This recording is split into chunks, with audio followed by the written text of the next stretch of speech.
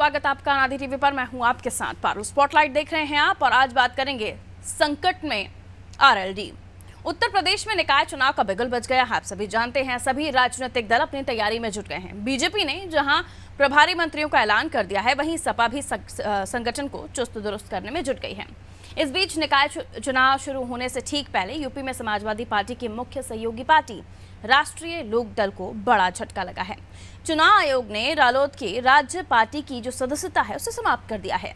राजनीतिक विश्लेषकों की माने तो चुनाव से ठीक पहले आयोग का ये फैसला आरएलडी चीफ जयंत चौधरी के लिए किसी बड़े झटके से कम नहीं है। राष्ट्रीय लोक दल ने हालांकि पिछले विधानसभा चुनाव में समाजवादी पार्टी के साथ मिलकर चुनाव लड़ा था और इस चुनाव में आरएलडी को 8 सीटें तो मिली थी, लेकिन इसकी ज्यादातर सीटें पश्चिमी यूपी से ही थी। पूर्वांचल में आज भी रालोद का कोई बहुत ज्यादा बड़ा जनाधार नहीं है। रालोद की इसी कमी का नुकसान उसे उठाना पड़ रहा है। राज्य पार्टी का दर्जा छीनने के बाद अब यूपी में सियासत का नया समीकरण बनेगा, ये तय है। तो आज इसी पर करेंगे बात। तो एक निर्धारित वोट नहीं मिलता है तो आपकी सदस्यता चली जाती है। जनता ने हमें कम प्यार दिया तो हमें लगता है कि हमारी सदस्यता चली गई है। दोबारा जनता हमें सेवा का मौका देगी, हमें प्यार देगी तो हमारी सदस्यता वापस आ जाएगी। देखिए, सदस्यता होने ना होने से कोई फर्क नहीं पड़ता। हम जनता की तरफ जवाबदेह हैं, हम जनता की सेवा के लिए तत्पर हैं और जनता के लिए हम पूरी तरीके से काम करने के लिए तैयार हैं। आज आरएलडी बाद में उसने 2021 में पुनः समाजवादी पार्टी के साथ विलय करके चुनाव लड़ा, 2019 में चुनाव लड़ा और सभी चुनाव में उनको हार का सामना करना पड़ा। अब 0.89% के वोट पर सिमट के रह गई और मात्र क्षेत्र के कुछ जनपदों तक सीमित होकर रह गई। तो पूरे 75 जनपदों में भी उसका आधार मात्र 3 जनपद तक रहा और वो भी 0.89%। ऐसी परिस्थिति में आज चुनाव आयोग ने उनके साथ निर्णय करके उनका जो राज्य का पार्टी का एक निश्चित वोट पैमाना है, उतना वोट आने के बाद ही उनको राज्य का दर्जा प्राप्त होता है, तो राज्य राजनीतिक दल का भी दर्जा उनसे छीन लिया गया। ये बहुत शर्मनाक स्थिति है। तो एक निर्धारित वोट नहीं मिलता है। सपा आरएलडी के गठबंधन में राष्ट्रीय लोक दल को उत्तर प्रदेश में 33 सीटें मिली थी, जिन पर उन्हें चुनाव लड़ना था और आरएलडी 8 सीटों पर चुनाव लड़ने में सफल हुई यानी। और उसके बाद जो गठबंधन का असर आगे भी दिखाई दिया, इसको अखिलेश जैन के बीच जो नई दोस्ती थी वो उभरकर सामने आने लगी। रालोद लगातार पार्टी का जनाधार बढ़ाने की कोशिशों में जुटी थी। राजनीतिक विश्लेषक ये भी कहते हैं कि 2024 के लोकसभा चुनाव पर इस पूरे सिनेरियो का सीधा असर पड़ेगा। मिलियन मेहमानों से जो हमारे साथ चर्चा में जुड़ रहे हैं, डॉक्टर सुधा मिश्रा प्रवक्ता हैं कांग्रेस से हमारे साथ जुड़ रहे हैं। सुधा जी, बहुत स्वागत करती हूं आपका। केसी जैन साहब प्रवक्ता हैं हमारे साथ बीजेपी से, बहुत स्वागत केसी जैन साहब आपका। प्रकाश पांडे जी भी हमारे साथ जल्द ही जुड़ेंगे, जयप्रकाश पांडे जी सपा का पक्ष रखने के लिए। आरिफ महमूद साहब भी हमारे साथ लोकदल से जुड़ेंगे, राष्ट्रीय लोकदल से, उनसे भी हम चर्चा कर लेंगे। सबसे पहले बीजेपी से हमारे साथ केसी जैन साहब जुड़े हुए, उनसे हम बात कर लेते हैं। केसी जैन साहब, एक तो जैन जी का ये कहना है कि जो टाइमिंग्स हैं वो बिल्कुल ठीक नहीं है। इस निकाय चुनाव से पहले पार्टी की जो राज्य पार्टी का दर्जा है वो भी उनसे छीन लिया गया।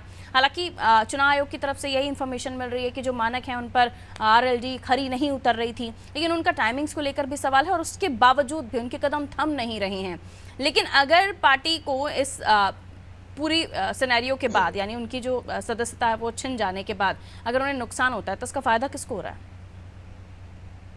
देखिए पारुल जी, पहली बात तो ये कि जो चुनाव आयोग के मानक हैं और जो एक राज्य का दर्जा जिनको मिलता है कि राज्य स्तर की पार्टियां हैं या राष्ट्रीय स्तर की पार्टियां हैं, उनका एक मानक पहले से ऑलरेडी तय है और इस चीज को आरएलडी ने भी स्वयं स्वीकार किया है कि हमें जनता का जनाधार कम मिला, कम प्यार मिला और हम जनता के बीच पे अभी मेहनत करेंगे। देखिए, 33 सीटों पे भी कम चुनाव नहीं है और 33 में से सिर्फ 8 सीटें वो जीत करके आते हैं और उसमें जो वोट का प्रतिशत है, टोटल प्रतिशत मात्र 3.18% उनके पास वोट उनको मिलता है। तो ऐसे में सदस्यता जाना तो तय है। तो जो मानक है, मानक के अनुरूप हुआ है। और दूसरी बात ये है पारुल जी कि जयंत जी ने जो आरोप लगाया है कि ये टाइमिंग सही नहीं है, तो क्या उनकी टाइमिंग के हिसाब से रिजल्ट आएगा क्या? पहली बात। तो दूसरी बात ये कि भारत देश में कोई ना कोई चुनाव हुआ करते हैं। अभी अगर नगर निकाय चुनाव के बाद में घोषणा करते तो कहते अब तो लोकसभा चुनाव आ गया है, आप लोकसभा घोषणा कर दी, फिर क्या है एमएलसी के चुनाव आ जाए, कुछ सीटें खाली होंगी, फिर राज्यसभा की कुछ सीटें खाली होंगी, उस पर चुनाव आ जाएगा, फिर स्नातक स्तर के चुनाव आ जाएंगे एमएलसी के, उसका चुनाव होगा। फिर देखिए कहीं ना कहीं कोई ना कोई चुनाव, और उसके बाद में फिर ग्रामीण स्तर के चुनाव आ जाएंगे। तो कोई ना कोई चुनाव तो रहता है देश भर में। तो चुनाव की दृष्टि से सारे निर्णयों को टाल दिया जाए तो अगला फिर कोई चुनाव आ जाएगा, तब तो कोई निर्णय आ ही नहीं पाएगा। इसी तरीके से जब ईडी और सीबीआई के छापे पड़ते हैं तब भी विपक्ष यही कहता है कि भाई आपने चुनाव के टाइम में सारी चीजें खोल दी, हमारी पोल आपने चुनाव के टाइम पे खोल दी, हमारे लोगों को आपने चुनाव के टाइम पे गिरफ्तार कर लिया। तो चुनाव को लेकर के कि चुनाव हो रहा है इसलिए कोई घोषणा नहीं हो सकती, कोई रिजल्ट नहीं आ सकता है और किसी सदस्यता नहीं मिल सकती है या किसी सदस्यता नहीं जा सकती है, ऐसा बिल्कुल नहीं है। और तमाम सारे पार्टियों की पहले सदस्यता गई है, उसके बाद उनकी सदस्यता बहाल भी हुई है। आपने इसके पहले ठीक है, समाजवादी पार्टी ने साइकिल के सिंबल के लिए किस प्रकार से लड़ाई लड़ी और चुनाव आयोग ने उनको सिंबल दिया साइकिल का, तो क्यों खड़े उतरे कि भाई उनकी पार्टी है, सिंबल उनको चुनाव आयोग ने अखिलेश यादव जी को दिया सिंबल, शिवपाल जी के पास सिंबल नहीं गया था। आज ये अलग बात है कि दोनों पार्टियां एक हो गई हैं। तो कोई भी रिजल्ट ये देख करके कि कौन सा चुनाव है कौन सा चुनाव नहीं है, वो चाहे सिंबल का हो, चाहे पार्टी के दर्जे का हो, राज्य स्तरीय दर्जा हो, राष्ट्रीय दर्जा हो, ये सारी चीजें जो मानक तय है, मानक के अनुरूप होता है और मानक पे जो खरा उतरेगा उसको उसका लाभ मिलेगा और मानक के जो प्रतिकूल होगा उसका दर्जा समाप्त हो जाएगा, जाहिर सी बात। ठीक है, बाकी मेहमान भी हमारे साथ जुड़ गए हैं। आरिफ महमूद साहब हमारे साथ जुड़ गए हैं आरएलडी से, बहुत स्वागत। जयप्रकाश पांडे जी सपा से हमारे साथ जुड़ गए हैं। डॉक्टर सुधा मिश्रा जी कांग्रेस से हमारे साथ जुड़ गए हैं। आप सभी का बहुत स्वागत। आरिफ महमूद जी, आप ही के पास आ रही हूँ। केसी जैन साहब का साफ तौर पर बताना है कि किसी भी चीज को आप टाइमिंग से मत जोड़िए। चुनाव से पहले अगर ये किसी और समय भी होता तो कोई ना कोई चुनाव उसके बाद होता ही। किसी भी कार्रवाई को आप किसी भी इलेक्शन से या उस वक्त की किसी भी प्रक्रिया से जोड़कर मत देखिए। अगर आपकी पार्टी उन मानकों पर खरी नहीं उतरती जो एक राज्य पार्टी का दर्जा होना चाहिए, तो उसमें किसी की क्या गलती हो सकती है? देखिए केसी जैन साहब तो जो बात कह रहे हैं जी कि समय नहीं होता है। लोग विधानसभा के चुनाव हुए मैडम 1 साल पूरा हो गया। 1 साल में इनको हमारी पार्टी की मान्यता के बारे में इन्होंने नहीं सोचा, पहली बात।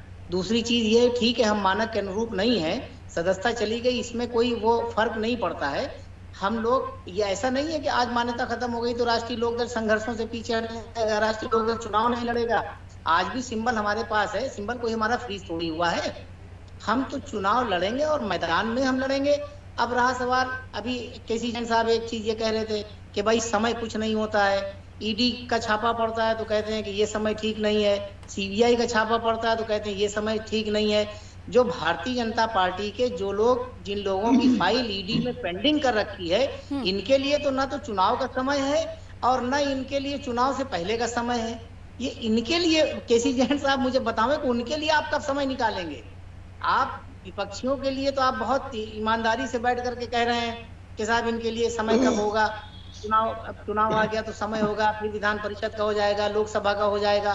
तो आप जरा से ये बता दें, ईडी और सीबीआई का छापा उन लोगों पर कब पड़ने जा रहा है जो भारतीय जनता पार्टी की पेंडिंग फाइल आपने बचा करके रखी है, चाहे कलकत्ता से लेकर के उत्तर प्रदेश या पूरे देश के अंदर आप देख लीजिए। और रहा सवाल हमारी मान्यता का, तो मान्यता हम ये निकाय चुनाव की बड़ी मजबूती से तैयारी है राष्ट्रीय लोकदल की। हम लड़ेंगे, मैदान में उतरेंगे और लोकसभा भी हम लड़ेंगे और लोकसभा लड़ने के बाद निश्चित रूप से हमारी मान्यता वापस आएगी, ये हमारा मानना है और ईमानदारी से हम लोग लड़ेंगे। ऐसा नहीं है किसी जैन साहब इसमें परेशान एकदम ना हो कि हम लोग चुनाव नहीं लड़ेंगे या हम लोगों के ऊपर कोई फर्क पड़ गया। ये इससे राष्ट्रीय लोकदल और माननीय जयंत चौधरी जी के ऊपर कोई फर्क नहीं पड़ने वाला। पश्चिमी उत्तर प्रदेश की आप बात कर रही हैं कि पश्चिमी उत्तर प्रदेश में जनाधार राष्ट्रीय लोकदल का नहीं है। पश्चिमी उत्तर प्रदेश में ये भारतीय जनता पार्टी अच्छी तरीके से जानती है कि राष्ट्रीय लोकदल का 23 जिलों पे जनाधार है। 23 जिलों पर हमारे लोग हैं, हमारे पार्टी के लोग हैं, सारे लोग, हम लोग गठबंधन में लड़ते हैं, इसलिए पूरे 23 जिलों पर हम लोग नहीं लड़ पाते हैं। समाजवादी से हमारा गठबंधन है और हम फिर गठबंधन में निकाय चुनाव लड़ेंगे। जिलों में इतना वर्चस्व है तो अपने आप को क्यों छोटा करके आंकते, क्यों भाई किसी की गोद में जाके बैठ जाते हैं? 23 जिले बहुत हो गए। 23 जिले, अगर सिर्फ आप टोटल 33 सीटों पर चुनाव लड़ते हैं और एक जिले में 5 से 6 सीटें आती है औसतन, तो ऐसे में अगर अंदाजा लगाया जाए तो आपके पास में अगर 23 जिले हैं तो लगभग 75 सीटों पे आप चुनाव जीत सकते थे विधानसभा का, और आपने 33 सीटों पे गठबंधन किया, सीटें बची यार, तभी तो आपकी संस्था चली गई। आपके अखिलेश यादव जी की गोद में बैठने के कारण आपकी सदस्यता चली गई। आप ये कहना चाहते हैं क्या? आप ये कहना चाहते हैं कि अगर आप सवाल कर रहे आपने हैं तो ज्यादा जवाब भी सीटों तो पे ले चुनाव लीजिए। लड़ा होता, आपने ज्यादा सीटों पे चुनाव लड़ा होता तो आपकी स्थिति नहीं होती। यानी कि गठबंधन करने की वजह से आपको नुकसान हुआ, आप ये कहना चाहते हैं? अच्छा ठीक है, मुझे नुकसान हुआ, जवाब तो लेंगे आप तो दुनिया की सबसे बड़ी पार्टी आप मानते हैं। आप बिहार में नीतीश जी के साथ आप क्यों चले गए थे? आज अरे हम ये नहीं 27 कह सालों से रहे, गठबंधन ये आप करके कह रहे आपने हैं पूरे आपका देश में नुकसान हो गया, चुनाव आपका लड़ा है। सिंबल चला गया। आप अपने चलिए, जीवन बाकी में मेहमान भी मेरे रुके हुए हैं, मैं जरा उनके पास चले जाती हूँ। तू मैमे वाली बहस नहीं, बारी बारी से अपनी बात रखिएगा। लौट रही हूँ, किसी जन साहब प्लीज। आरिफ महमूद जी, ये तू मैमे वाली बहस हमारी डिबेट में ना ही हो तो अच्छा है, क्योंकि हमारे दर्शक चाहते हैं कि वो बारी बारी से आपको सुने। प्लीज प्लीज प्लीज प्लीज रुक जाइए, रुक जाइए, रुक जाइए। बाकी मेहमान भी हैं, उनकी भी बारी है, प्लीज। जयप्रकाश पांडे जी, सुन पा रहे हैं सर आप मुझे? हाँ, मुझे तो आवाज आ रही है। जयप्रकाश जी बताइए, दोनों को भी आपने सुना, लेकिन उसके अलावा ये भी कहा जा रहा है कि आरएलडी का राज्य पार्टी का दर्जा जाना यानी सपा को भी एक बड़ा नुकसान होना। कहिए सर। देखिए, भारत के संसदीय इतिहास का थोड़ा भी किसी को ज्ञान होता तो शायद ही कोई राष्ट्रीय दल हो जो अपने इस 3 बार जिसका चुनाव चिन्ह ना बदला हो। कांग्रेस के नेहरू जी का दौर में जो चुनाव चिन्ह 2 बैलों की जोड़ी थी, फिर इंदिरा जी हाथ के पंजे पे आई, और जो बड़े बदलाव हुए 77 में, 89 में, वहां भी चुनाव चिन्ह नए थे। तो जहां तक लोक दल का सवाल है, अगर कोई व्यक्ति चौधरी चरण सिंह की विरासत से अनभिज्ञ है तो हमें उसके राजनीतिक बुद्धि पे तरस आता। और जो अभी जैन साहब कह रहे थे, बड़ा मजाकिया लहजे में कह रहे थे, जब लोक दल की जमीन थी, इनके भी पुरखे थे, दीनदयाल जी थे, अटल जी जवान थे, और चौधरी चरण सिंह पूरे उत्तर भारत के गांव गरीब किसान के ऐसे मसीहा थे कि आज भी जब भी भूमिहीनों की बात होगी, जमीन के बंटवारे की बात होगी, जो उस समय नारा चलता था कि जात पात तोड़ दो, तो दहेज लेना छोड़ दो, तमाम बड़े प्रोग्रेसिव नारे चलते थे, उसको उन्होंने पढ़ाया। अगर गांव में भूमिहीनों के पास जमीन है, जमींदारी का हुआ है, आनुवंशिक नौकरियों का खात्मा हुआ है, तो वो चौधरी चरण सिंह ने किया था। वो विरासत नेताजी के माध्यम से आज जयंत जी आगे बढ़ा रहे हैं। तो हमारा ठीक है, वक्ती तौर पे हम स्वीकार करते हैं कि चुनाव आयोग चूंकि संवैधानिक पार्टी है, लेकिन ये सवाल क्यों उठा, क्यों डिबेट का विषय बना?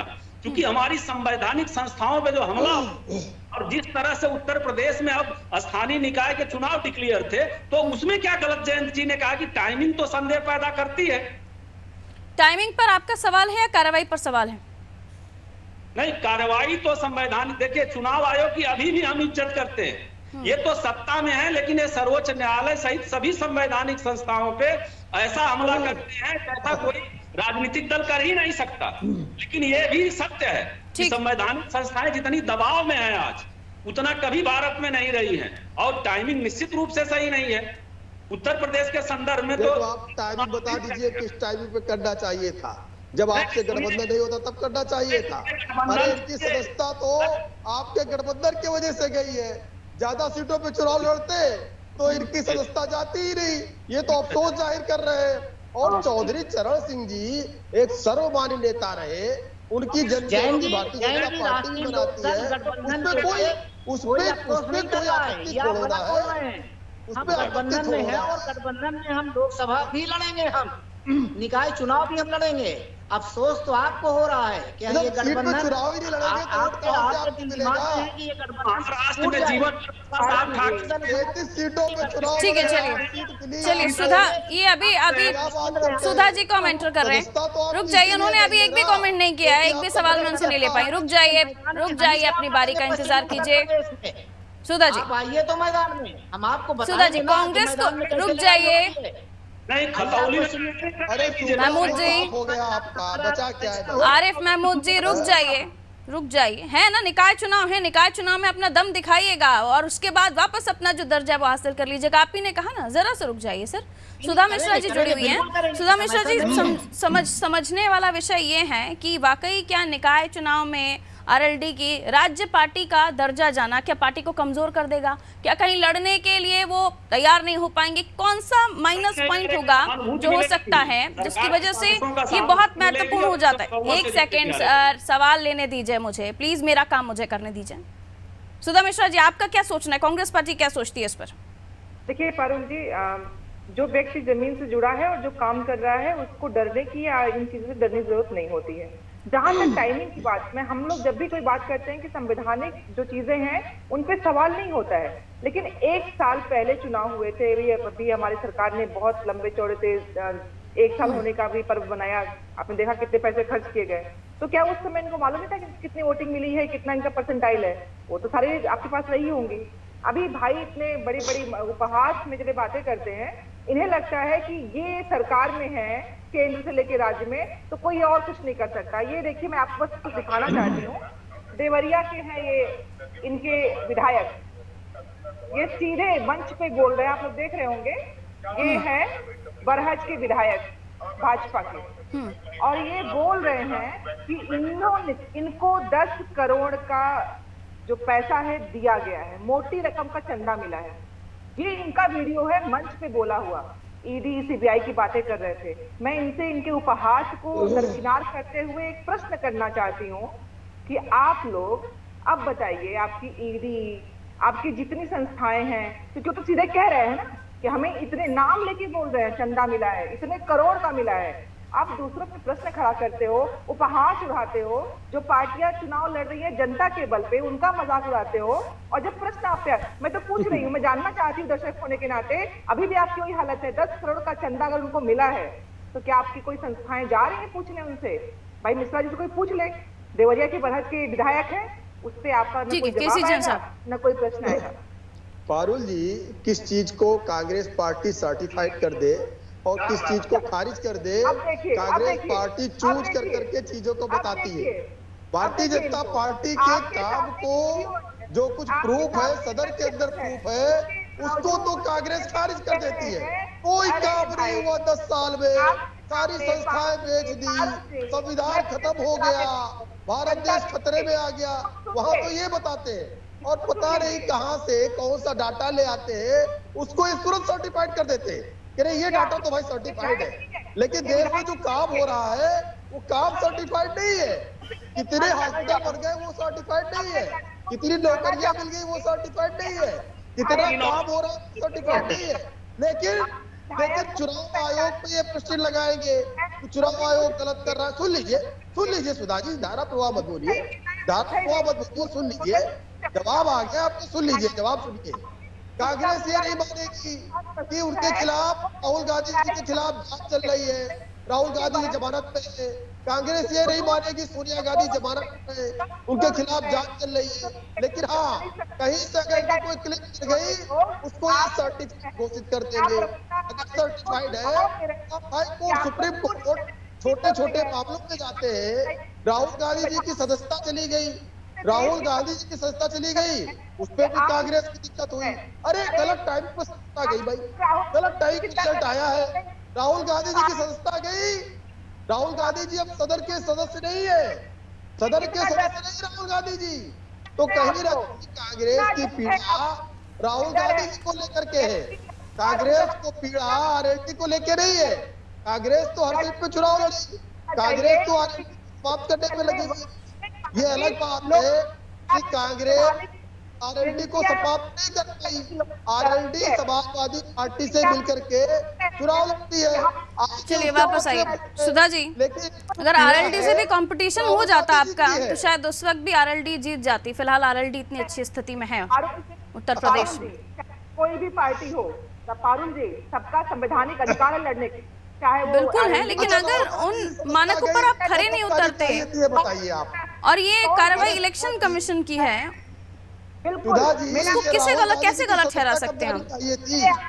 पारुल जी, अगर इलेक्शन कमीशन की आप बता रही हैं तो ये 1 साल से इलेक्शन कमीशन क्या कर रहा है? सजा कब होनी चाहिए थी ये सवाल उठता है या नहीं उठता है? आप एक बार ये भी आखिर ये इलेक्शन कमीशन जो है ये 1 साल के अंदर क्या कर रहा था? राहुल गांधी जी को 5वें साल में क्यों हटा दिया? ठीक है, एक सेकंड सर, राष्ट्रीय लोक दल जयप्रकाश जी, महमूद साहब वापस आ रही हूँ, एक सेकंड रुकिए केसी जैन साहब, ठीक है, बारी बारी से अपनी बात रखिए, बारी बारी से बात रखिए।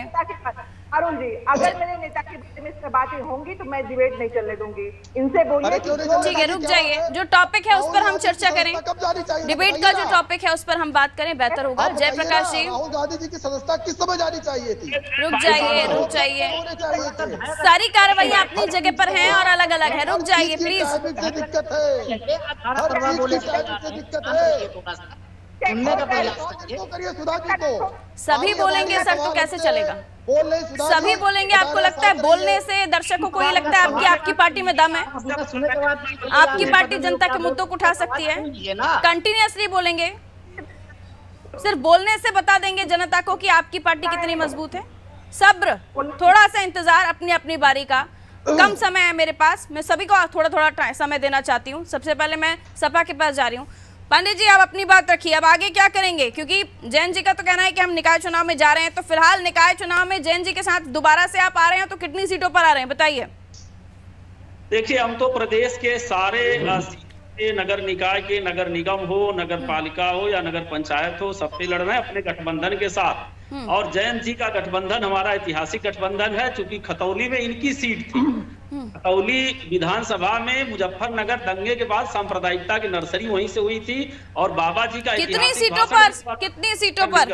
अब सीटें कम तो नहीं कर देंगे? लड़ेंगे, सारी सीटों पर लड़ेंगे। और ये जो आम चुनाव है, ये नहीं, आरएलडी को कितनी सीटों पर लड़वा रहे हैं? साथ में गठबंधन में लड़ रहे हैं, तो आरएलडी को कितनी सीटों पर लड़वा रहे हैं? कम तो नहीं कर देंगे राज्य पार्टी का दर्जा जाने के बाद? नहीं नहीं, सवाल ही नहीं है। वो तो हमारे दिलों में रहते हैं, जनता के दिलों में। पार्टी की मान्यता से क्या फर्क पड़ता था? मान्यता तो इनकी पूछिए। ये अपना पूरा 70 साल का इतिहास उठा के देख लें, जनसंघ कितना जीतती। ठीक है, या यानी लोकसभा में भी बराबरी के साथ लड़ रहे हैं आप लोग?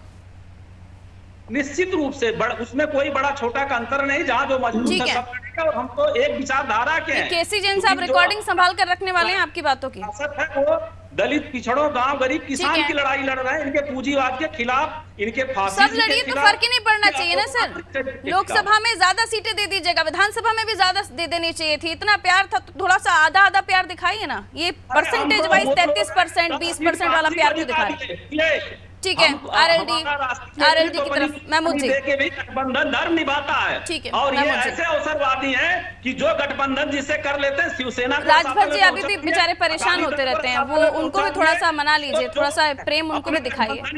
राजभर जी बड़े परेशान रहते हैं। हमारी तो तारीख है। ठीक है सर, महमूद जी बोल लीजिए, समय मेरे पास कम है। महमूद जी सुन पा रहे हैं? हाँ जी, क्या पूछ रही मैडम आप? क्या कहेंगे सर? अब बराबरी का चुनाव लड़ने वाले हैं, इस बार भी आपको 23 सीटें या 40 सीटें ऐसे टिका दी जाएंगी? देखिए पारुल जी, हमारा और समाजवादी पार्टी का एक हमारा गठबंधन है और बहुत मजबूत गठबंधन है। हम लोग ये नहीं मान करके चलते कि राष्ट्रीय लोकदल कितनी सीटों पे लड़ेगा या समाजवादी पार्टी कितनी सीटों पे लड़ेगा। हम लोग पूरे उत्तर प्रदेश के अंदर मिल करके चुनाव लड़ते हैं। जहाँ पे समाजवादी पार्टी का चुनाव होता है, वहाँ पे भी राष्ट्रीय लोकदल के कार्यकर्ता। तो आपको उतना मजबूत नहीं मानते ना? मजबूत, ये रिश्ता अपनी जगह है, लेकिन मजबूती देखते हैं अखिलेश जी?